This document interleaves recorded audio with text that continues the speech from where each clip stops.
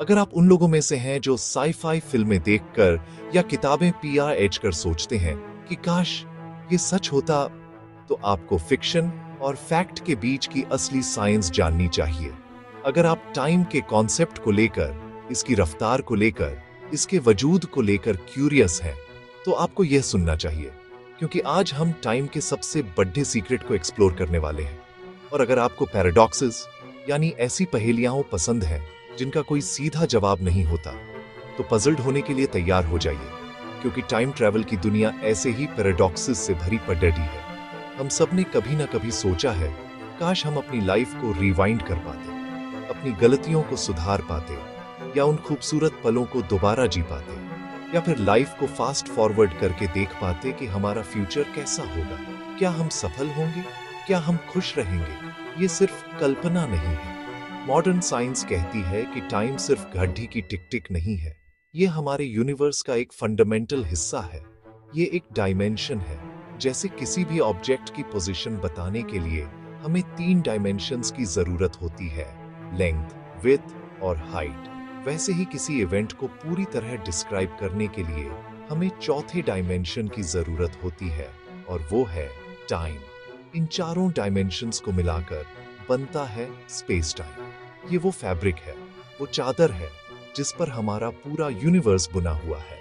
और Albert Einstein की ground breaking theory of relativity हमें दिखाती है कि ये फैब्रिक फ्लेक्सिबल है, इसे मोड़ा जा सकता है, खींचा जा सकता है, और यहीं से फ्यूचर में ट्रैवल का रास्ता खुलता है। आइंस्टाइन की स्पेशल रिलेटिविटी के अनुसार जब आप लाइट की स्पीड के करीब ट्रैवल करते हैं तो आपके लिए टाइम धीमा हो जाता है। इसे टाइम डायलेशन कहते हैं। सोचिए, आप एक स्पेसशिप में बैठकर लाइट की स्पीड के 99% पर 1 साल के लिए ट्रैवल करते हैं। जब आप वापस अर्थ पर लौटेंगे तो आपके लिए सिर्फ 1 साल बीता होगा, लेकिन अर्थ पर शायद 7 साल बीत चुके होंगे। आप इफेक्टिवली अर्थ के 6 साल फ्यूचर में पहुंच गए हैं। ये कोई साई-फाई फैंटेसी नहीं है, ये एक रियल फिनोमिनन है।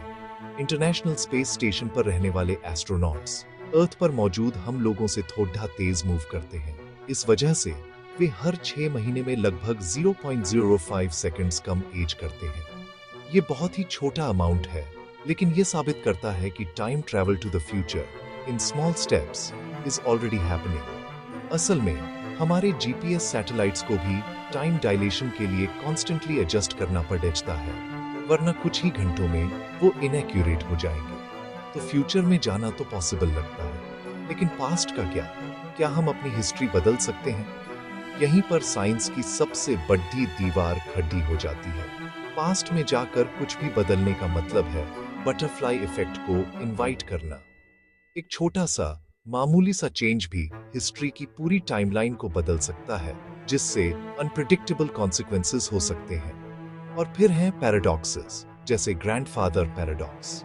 अगर आप पास्ट में जाकर अपने दादाजी से मिलने से पहले ही उन्हें रोक दें तो आपका जन्म ही नहीं होगा। लेकिन अगर आपका जन्म ही नहीं हुआ तो आप पास्ट में जाकर उन्हें रोक कैसे सकते हैं? ये एक लॉजिकल लूप है जिसे तोड़ना नामुमकिन लगता है।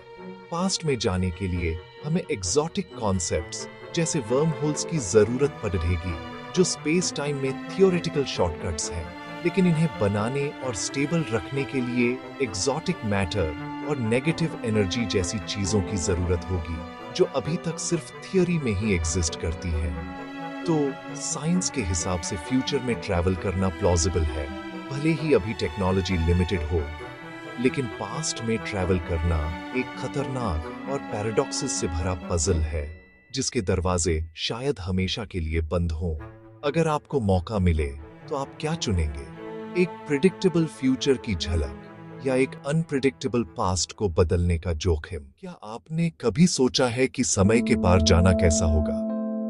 एक ऐसा दरवाजा जो आपको अतीत की गलियों या भविष्य के अनजाने रास्तों पर ले जाए?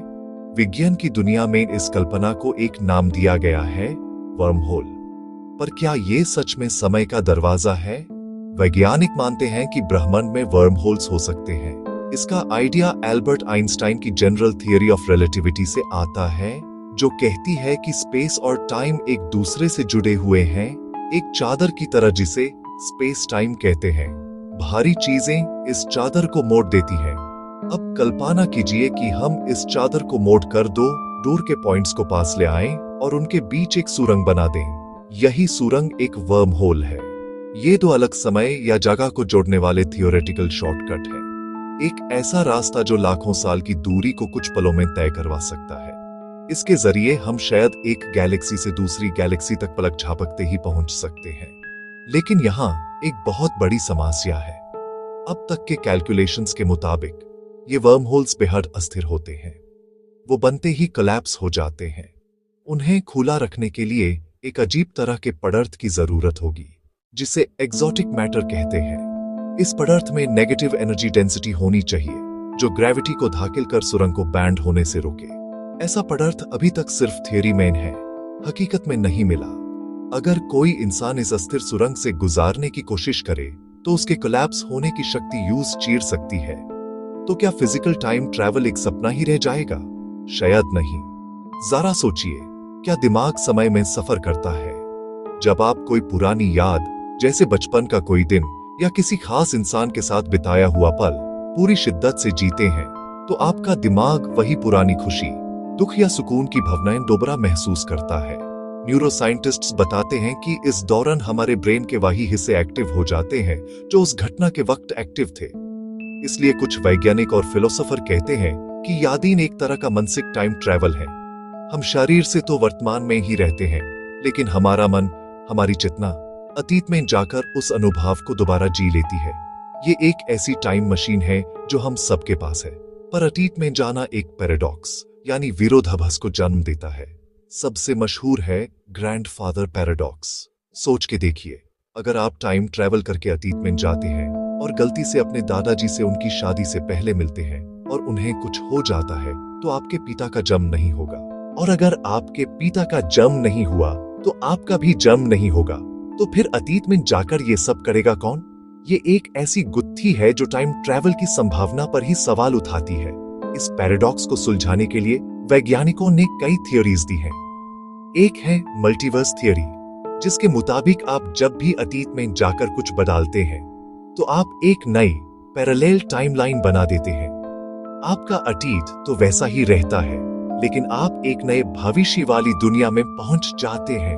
एक और आइडिया है नोविकोव सेल्फ कंसिस्टेंसी प्रिंसिपल, जो कहता है कि आप अतीत में जाकर कुछ भी ऐसा नहीं कर सकते जो पैराडॉक्स पैदा करे। कुदरत के नियम ही आपको रोक देंगे। इन सब थियोरीज के बीच एक सवाल बार बार उठता है, क्या भविष्य से कोई हमसे मिलने आया है? इतिहास में ऐसी कई कहानियां हैं जहां लोगों ने दावा किया है कि उन्होंने भविष्य की तकनीक देखी, अजीब मशीनें देखें, अजीब लोग देखे जो आने वाले कल से आए थे। लेकिन अब तक इन दावों का कोई पक्का सबूत नहीं मिला है। कोई ऐसी टेक्नोलॉजी या जानकारी सामने नहीं आई जिसे सिर्फ एक टाइम ट्रैवलर ही ला सकता था। पर सवाल ये है, अगर भविष्य में टाइम ट्रैवल आम हो गया तो क्या कोई हमसे मिलने नहीं आएगा? इसका एक जवाब ये हो सकता है कि शायद टाइम ट्रैवलर्स हैं, लेकिन वो हमें बताए बिना चुपचाप हमारे बीच रह रहे हैं ताकि इतिहास के साथ कोई छेड़छाड़ ना हो, या शायद वो आना ही नहीं चाहते, या फिर सबसे डरावनी सच जाए, शायद टाइम ट्रैवल कभी मुमकिन ही ना हो, या इससे भी बुरा, शायद भविष्य में इंसानियत बची ही ना हो जो टाइम ट्रैवल कर सके। क्योंकि अगर इंसान समय बदलने लगा तो इसके अंजाम भयानक हो सकते हैं। एक छोटा सा बदलाव भी बटरफ्लाई इफेक्ट की तरह पूरे इतिहास को बदल सकता है। इसे कुदरत का संतुलन टूट जाएगा और शायद हमारा अस्तित्व ही खतरे में पड़ जाए। एक सोचने वाली बात, अगर आपको सिर्फ एक मौका मिले, सिर्फ एक बार समय में सफर करने का, या तो अतीत में जाकर अपनी कोई गलती सुधारने का, या भविष्य में जाकर अपनी किस्मत देखने का, तो आप क्या चुनेंगे? अपने जवाब को कमेंट में जरूर लिखें। अंत में सवाल वही है, क्या समय हमारा कैदी है जिसे हम अपनी मर्जी से मोड़ सकते हैं, या हम समय के कैदी हैं जो इसकी नदी में बस बहते जा रहे हैं?